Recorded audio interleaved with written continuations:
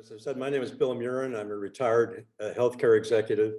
I serve on several boards at this point in time. So we can go to Robert.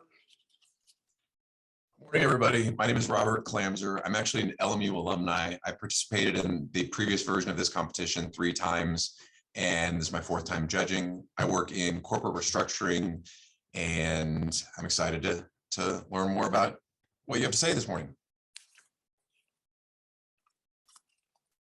David. Good morning. My name is David Schmidt. I'm a retired CEO of a middle market aerospace company here in Los Angeles. I have an MBA from a top tier university here in LA and a PhD in economics from the UK. And I'm very excited to hear your presentation. Great. Thank you very much. I don't know.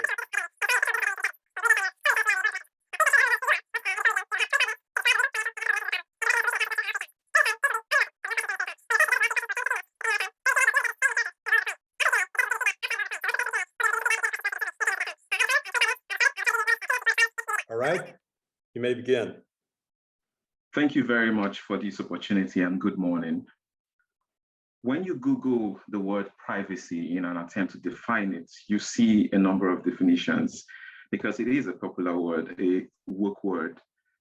We hear about it being the state of being free to do as one wants, the condition of being free from public attention, the right to be free from intrusion and interference.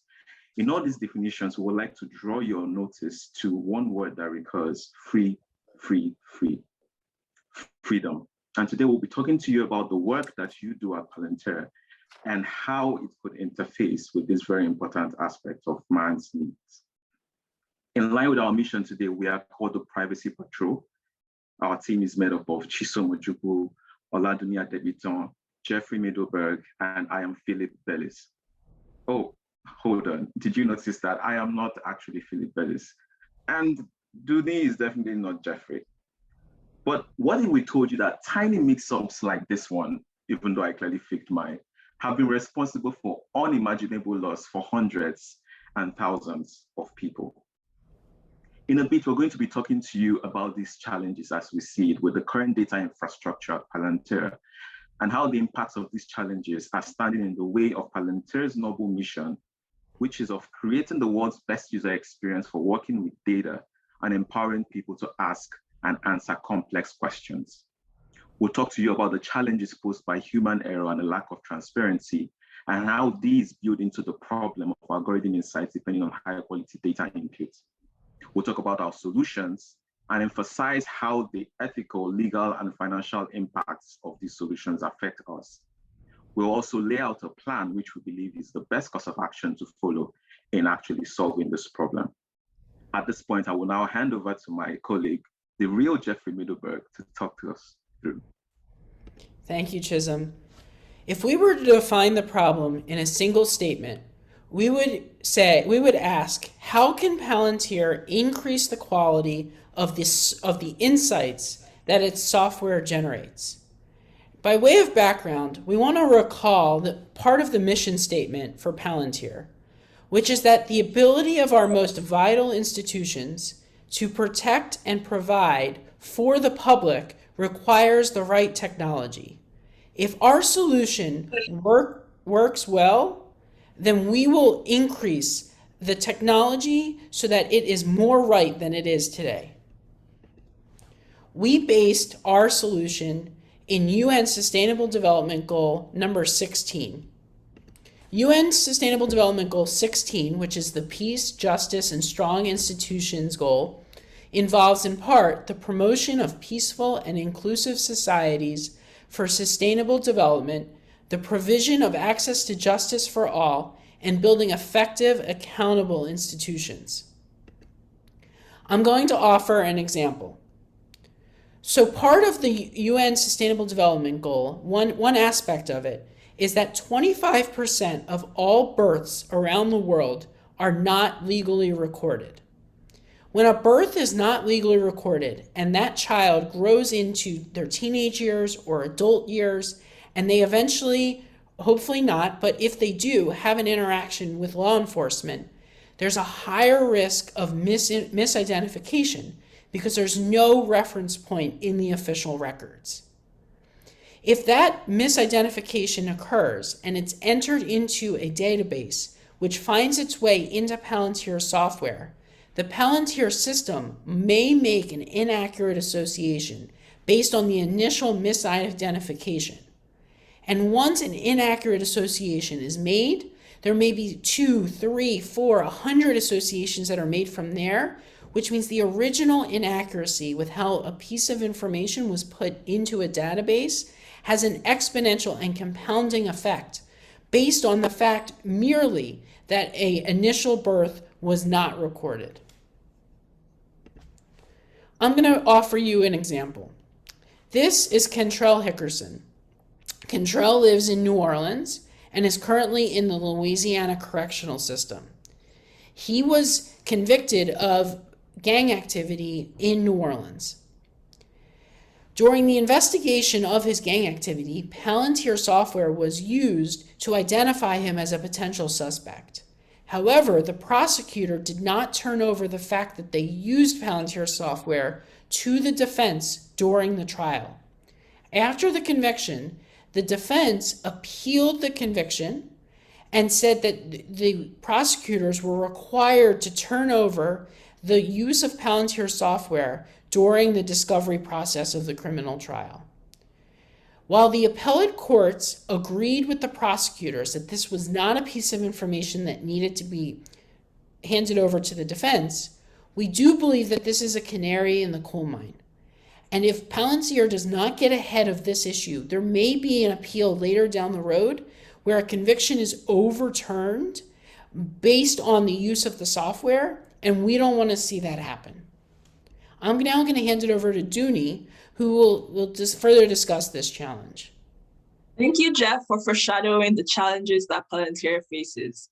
We have identified 2 areas for growth as Palantir continues to use its technology to protect and provide for the public. While malicious intent may not be present, Palantir must be cautious in its use of data and have a firm understanding of how it's affecting communities. If we wish to live in a world free from discrimination, we must continue to strive toward ethical data collection and transparent algorithms and operations. Palantir provides software that traces criminal histories, analyzes social media, and predicts the likelihood that individuals will commit violence or become a victim. These newer methods of predictive policing were created with the dual intent of reducing crime and making police officers' jobs easier. One of the more prominent concerns raised around predictive policy is the dangers of human bias swaying data collection and analysis. If the designers of predicting policy systems believe they know who the bad people are, or even if they have unconscious biases that influence their perceptions, there is a very real danger that the crime prevention technologies end up targeting groups and neighborhoods that are assumed to have a higher tendency toward criminal behavior.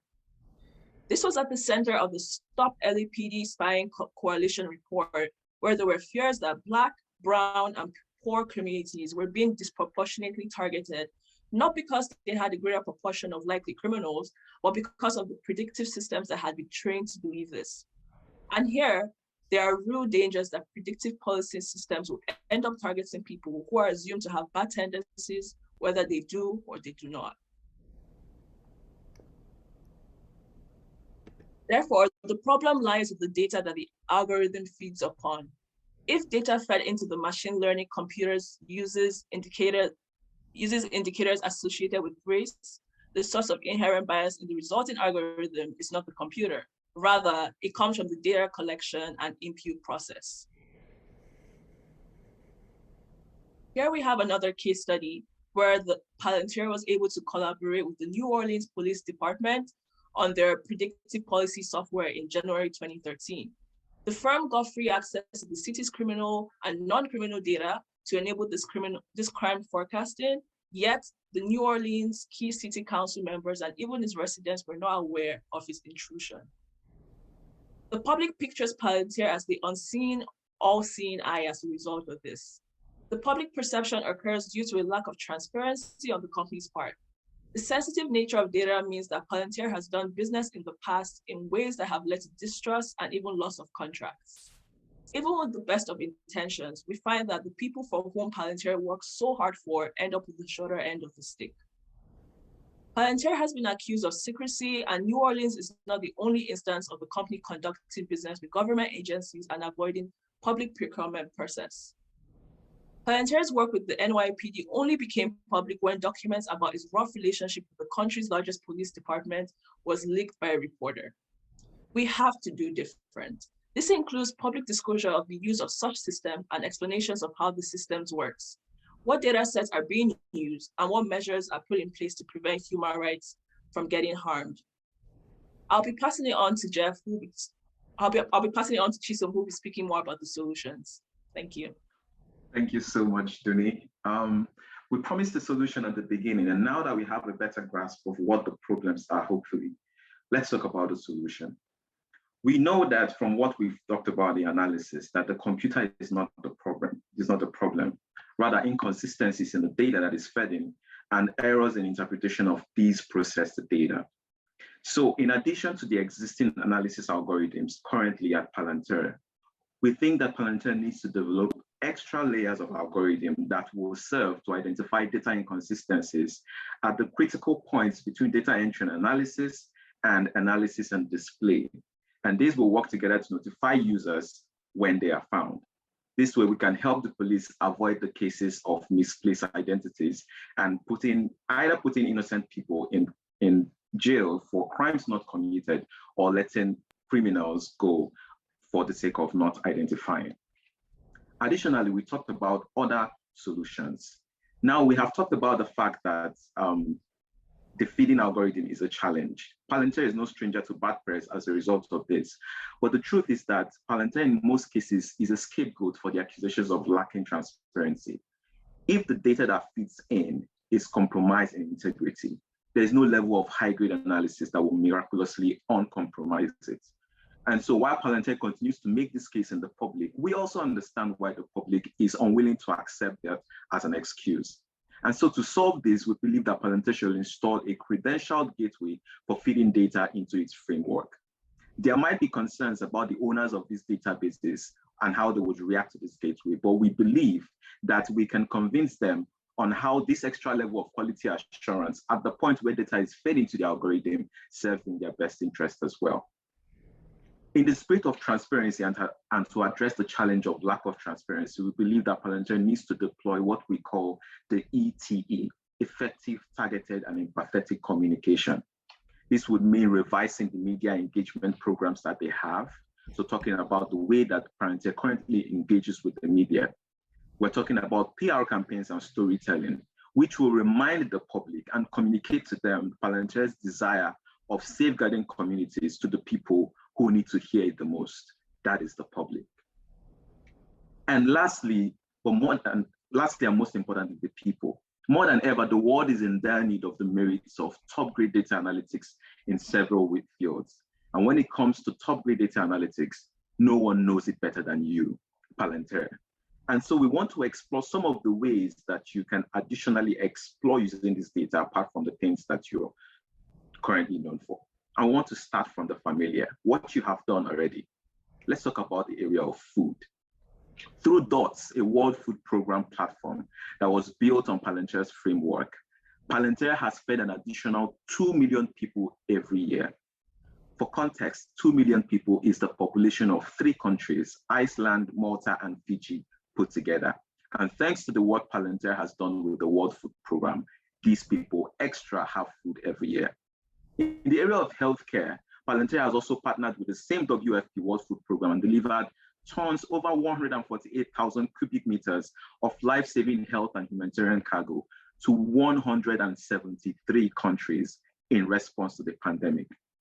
We believe that having done this in the past, Palantir is well on the way to also start exploring other ways, other avenues like democracy. Data can ensure an election is transparent, it can ensure an election is inclusive, accountable, and it also equips the voters with the knowledge on how to create their desired future. In our search for effective, accountable, and inclusive societies, we cannot overemphasize the importance of governments, of the people, for the people, and by the people, moderated by free and fair elections. we believe that Palantir, with the top grade analytics software and data science capabilities that they have, are ripe to be the ones to offer this service to the world. And lastly, security. The presence of data helps keep people safe and nations safe. No one knows this more than the United Nations themselves, which was why in October 2021, the UN launched the Peace and Security Data Hub, with the rigor that Palantir could bring to analytics in peacekeeping and security. Events like the unfortunate 9/11 and this even saddening ongoing Ukraine-Russian situation will remain in the history books alone. In looking at our solution, we also thought about the who factor. Who are the people that are currently being bedeviled by the current challenges, and who will benefit the most from these solutions that we're offering? First, we thought about you, the board of directors, shareholders like you. You are the banner bearers of Palantir. You hurt when the company hurts, you grow when the company grows. And this solution is a growth one. So we know that you want it. What makes it so much of a win-win is that you will be doing good while also realizing revenue. And we'll talk to you a little bit more about that in a bit. Another stakeholder is the institutions. These include governments like the US government, the corporations, and global organizations like the World Food Programme and the United Nations.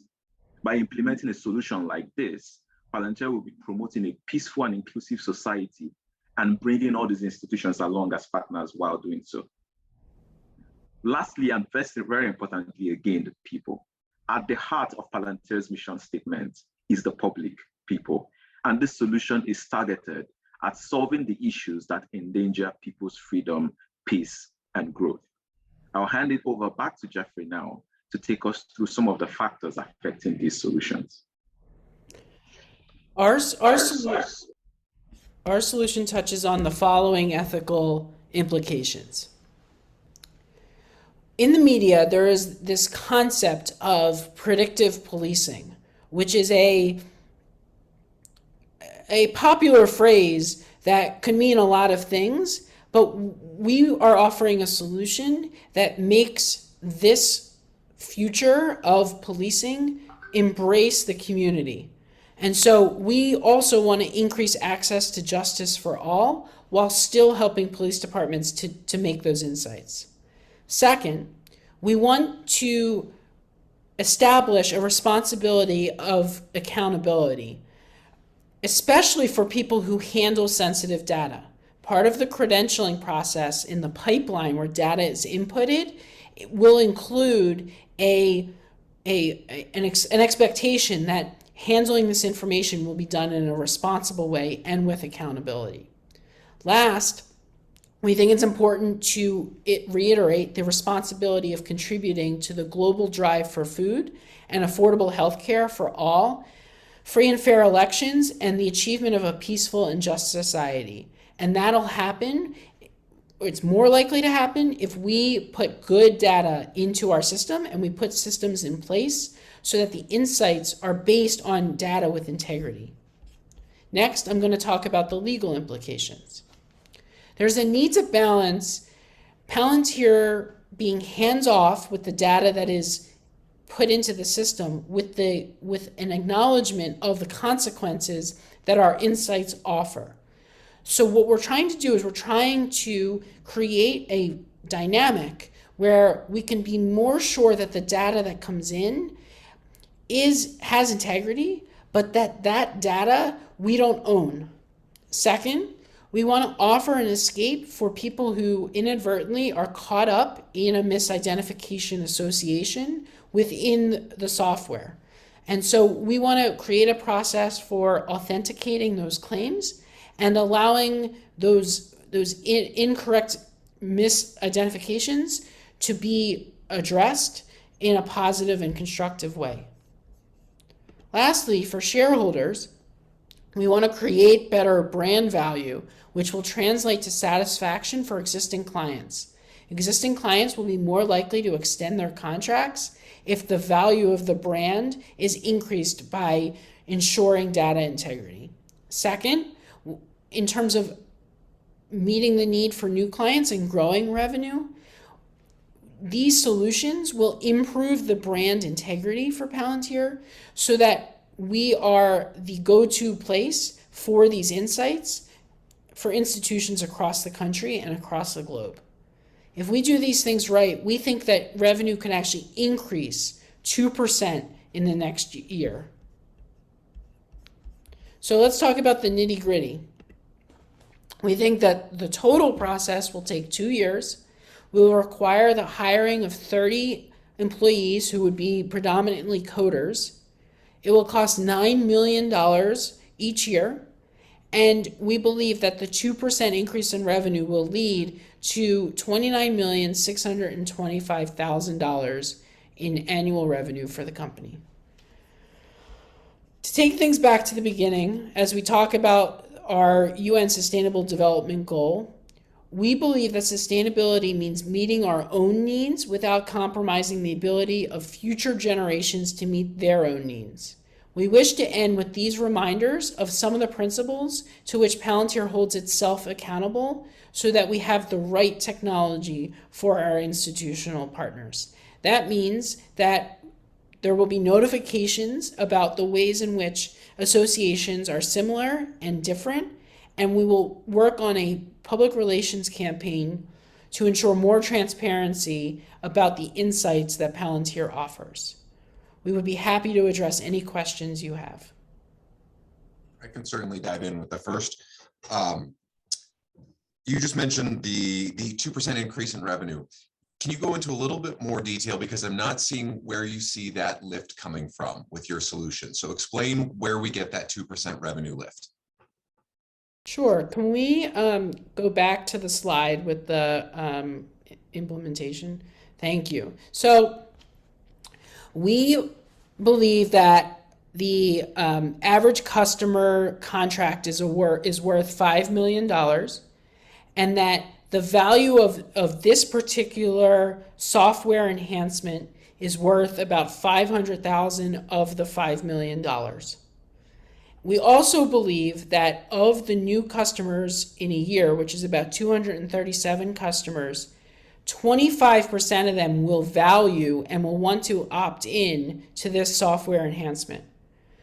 So you get the 2% increase by the $500,000 marginal increase in value of the contract across the 25% of the new customers in a year who will want to opt into this software enhancement. Could you go back to your mission statement for a moment? Is that possible? Slide that had your mission statement. You know, when we crafted this mission statement, we talked about the need to protect and provide for the public requires the right technology. Could you speak a little bit more about the impact that the proposal that you have and the cost of that is actually going to help us achieve that right technology?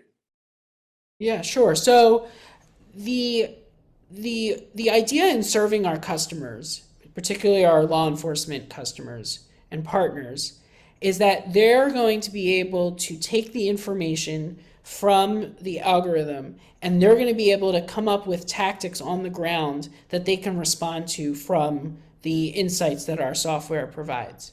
So if we make these enhancements, we're going to have more faith that the insights that the software is providing are even more accurate than they are now, because we'll know what is a match and what is not a match between the two databases, which we believe will enhance the right technology that our law enforcement partners need in order to engage in good tactics that keep communities safe.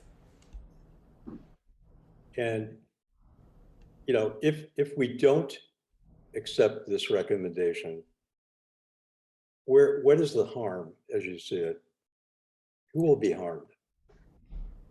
I can certainly speak on that. Thank you so much for that question. If we don't install this technology, what will happen is practically a reverse of some of the benefits that we talked about. Currently, the company has often been the brunt of bad press relations. And so that is going to continue if we do nothing about it. And what will happen is and erosion of the brand integrity. At some point, viable corporations, nations, organizations will not want to associate themselves with the Palantir brand anymore. But most essential, and of course, that is going to translate into loss in stock value, loss of revenue, and financial downfall. But most importantly, I think for us, tying again to the mission statement, which you, the board of directors, are so committed to, the fact that we will be unable to protect and provide for the public, which is what we really want to do. If our software is being misused, even without the intent, even though there's no malicious intent, if our software is leading to innocent people being misidentified and suffering, or people constantly feeling like we are not being transparent with the way we do things, then we are not actually being true to ourselves on this mission statement to which we have sworn.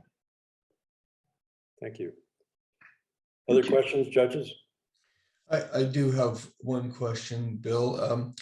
I want to thank the team for their excellent work. I do have a question. It's just a short couple of questions. My understanding is that your belief is that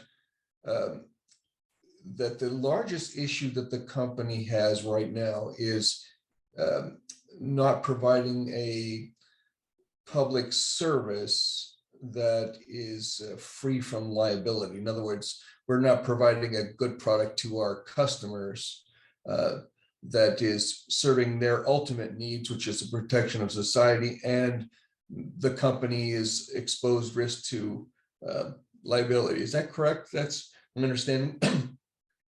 I'm happy to take this. So we think that there's a threat to profitability, but we also think that there is a potential legal threat. So the threat to profitability is that companies, the private sector or the public sector, won't want to sign contracts with Palantir if there are stories in their community about people who have been misidentified as a result of the insights generated from an otherwise good piece of software. Yeah, right. The legal ramification of that is that we also don't want to see Palantir either get sued itself or a case brought by a community overturned because of something that happened on the front end with the technology. Right. So I just want to make sure I'm clear about that. So your solution is greater, I would call it ethnographic analysis, that is adjustments and corrections to the data so that it results in a less biased product. I think that's your general solution.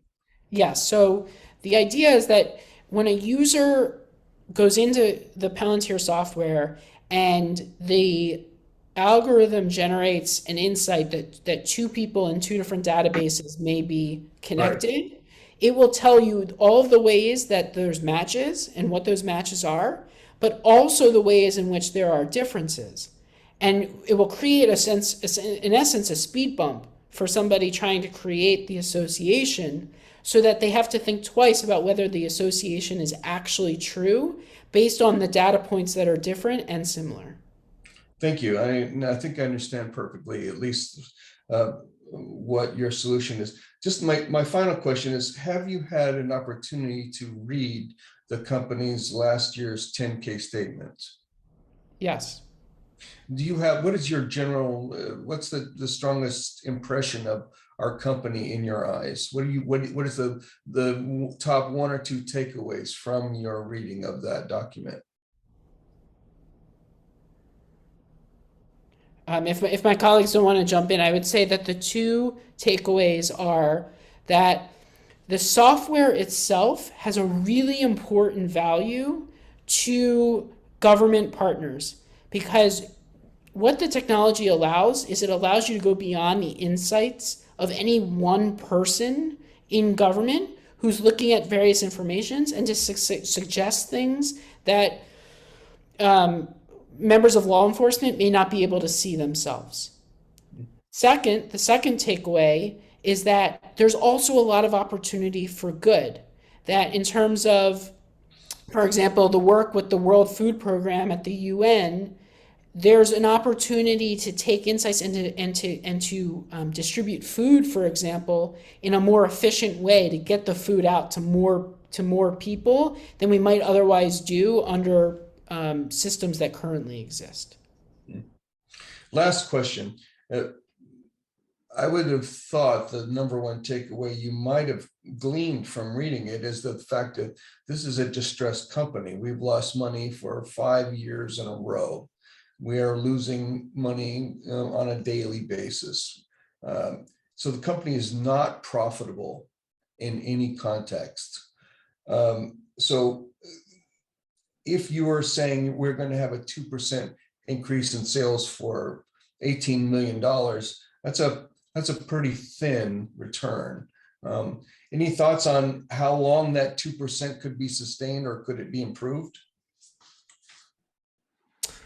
Our thoughts are that Palantir needs to grow in order to begin to narrow those margins and go to a place where one day it can become profitable. And growth is going to come from a lot of different places, but one place in particular that we believe it needs to come from in order to build in other places is that you have to demonstrate to the public that if institutions are going to use the technology, that they're able to use it in a way that delivers insights and actionable intelligence that they know they can rely on. And if we don't do that, if we don't, it's sort of like, I would say the analogy would be like, you can offer the orchestra and you can offer the ballet in a community, but if you can't secure the orchestra and the ballet, then you can't create the space for the orchestra and the ballet to happen. So this is the first step in order to grow revenue in other areas. Thank you very much. And if I might add with that, the challenge that the company is having as far as the financial things are concerned, this proposition we have made is just for the algorithms, it's the projects. That is why we're also offering other potentials, places that they can branch out to that would be tantamount to killing two birds with one stone. So going into something for enabling democracy, for example, there are countries, I'm from Nigeria, for example, and in my country, the last budget for election alone that was allocated to analytics was about $500 million. So while we know that those are very sensitive waters, dealing with national politics, policy, and all of those things, these are things that we're hoping that the board of directors can begin to consider, so that even as we're not profitable now, give it in the mid to long term, we'll be able to explore these other areas and transition to profitability. Thank you. Bill, do we have time for one more quick question? Please, go ahead. So you guys presented a technology solution, and it's a pretty expensive technology solution given the financial constraints we have. I'm curious, couldn't this just be a PR issue and we can make a smaller investment in public relations? Because like you've said multiple times and acknowledged that we have very effective software and it's very widely used. Yeah. Why can't this just be a PR issue? Okay, I'm happy to take that too. First, the PR issue definitely cannot be, the need to address the PR issue cannot be overemphasized, because we can make all the investments, and if that brand image continues to be tainted, there will always be a problem. And so that is why one of the solutions we have proposed is, going into storytelling and PR campaigns, rehashing the things, the story of Palantir to serve people. But the reason we believe that technology needs to come in the way of an extra layer of algorithms, and also in the way of having like a credentialed gateway, is because we also believe that since our solution is completely based on technology, we also need to be able to show that we have done extra. In the words of regulation and in audit, for example, it's one thing to be free and fair, but it's another thing to show that you have been. And so we need to actually make sure that on our part, we have done all we should do in-house, which is why we want to put these extra layers of algorithms in place. And if you look at the cost also, the cost of 9 million is just a fraction of our annual expenditure on things like this. And so in the grand scheme of things, maybe not as expensive, especially when we consider what it can do to our brand image in the long run. Thank you. Okay, I just have one final question. Do you view this as a business opportunity? Are our clients asking for this, or do you see it more as an effort to be more consistent with our values, perhaps? How do you view this? If we're going to invest this amount of money, what's your reaction to that question? Thank you very much, Bill. And this was why, when we were talking about the stakeholders, we talked about how we're sure that you, for example, the board directors will be interested. We think it's a little bit of both. The business angle, of course, definitely for you, the board of directors, because like we said, in expanding first of all, making sure that our algorithm is the right technology, and then also exploring other areas where we can use our analytics in areas of peacekeeping, in the areas of democracy, in areas of food and healthcare. Those are sources of income. Like I just mentioned, Nigeria, where I come from, had a data analytics budget in the last 2019 elections of $500 million. And the next national election is next year, 2023.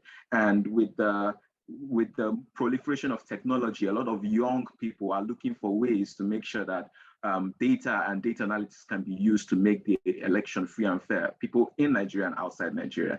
And so we believe that countries like this, and companies, organizations as well, like the UN, like the World Food Program, who already understand the importance of these things, will be worthy partners to make these business ventures. But of course, being Palantir, we're not separating our business and our money from our mission, which is to continue to protect and provide for the public using our technology.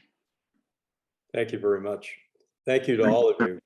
Really appreciate the time and effort you put into this and to taking our questions. We now can end that portion of the presentation, and we can go into an opportunity for the judges to give you any type of feedback outside of our role as board of directors, and gives you an opportunity if you'd like to ask us any questions as well.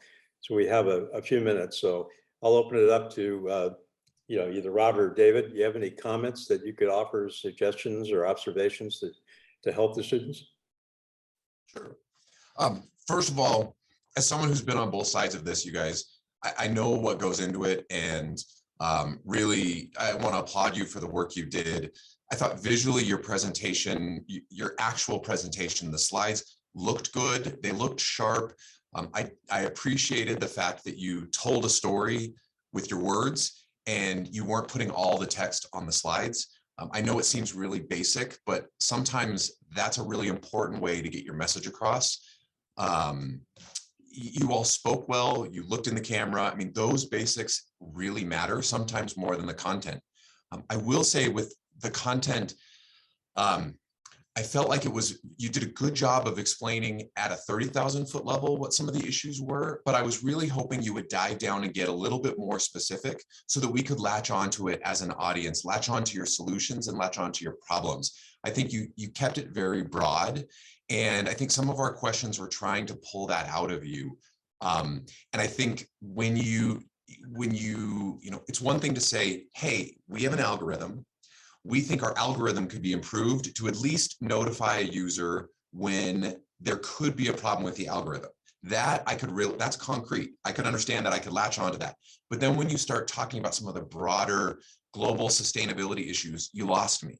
I didn't see the connection between changing an algorithm and some of these bigger global issues. I couldn't make that connection, which then made it harder to follow later on. So I think that it was like I said, your presentation style, the way you talked, the communication was all easy to follow, easy to understand, but I wish you would have dove a little deeper into the meat of the problem, because I think we all would have latched onto it more. Thank you. Any other observations? Well, thank you guys very much for your hard work. And I agree, Robert hit all my points. I think it would just add a little bit of color. That is, if you are addressing a board of directors in a distressed business, which I have experience running, I don't think they want to hear is, I think your presentation is tailored more, I think probably for a different audience. Board of directors is interested in why the business is not making money and how to make money. A business, especially as distressed as this business is, which is really distressed. I mean, surprisingly, they've overgrown their business. They started out as a government customer and they're now trying to span out. So what my criticism would be is your presentation is tailored a lot for public consumption. That is a talk about public liability, the public good, and how to make the world a better place. I think the board of directors would like to see a lot more connection of the dots. They want to see how do we make money with this? Tell me, drill down on that. And I would tell you there are some, I face some pretty angry boards when a company's losing money every year for 5 years. They want to know, hey, I need to know how this presentation, how do we make money? Connect the dots for me, A to Z. And, so that's sort of the tough love sort of part of this presentation. I thought your style and your communications were excellent, and I really appreciate them. They're very good, but they want to know, how do we save the company today with this solution? Because any investment at this point in this company's life is going to be pretty closely scrutinized, excuse me. But thank you all very much for your hard work. And I loved listening to the presentation. Thank you very much. I echo both Robert and David's comments.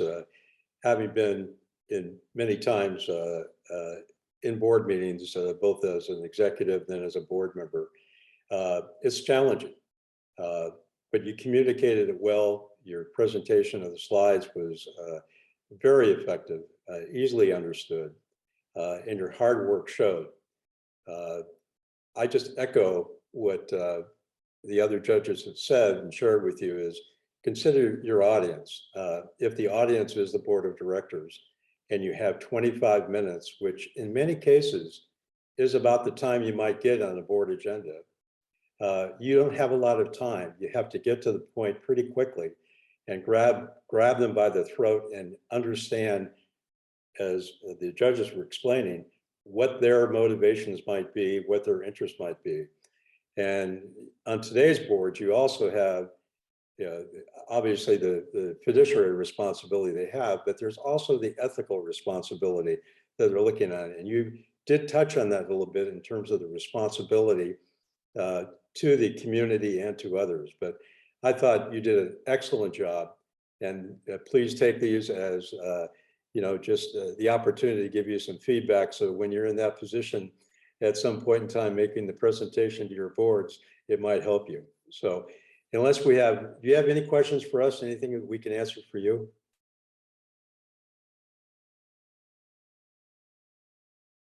Are we good? If not, thank you so very much. Thank you to the judges.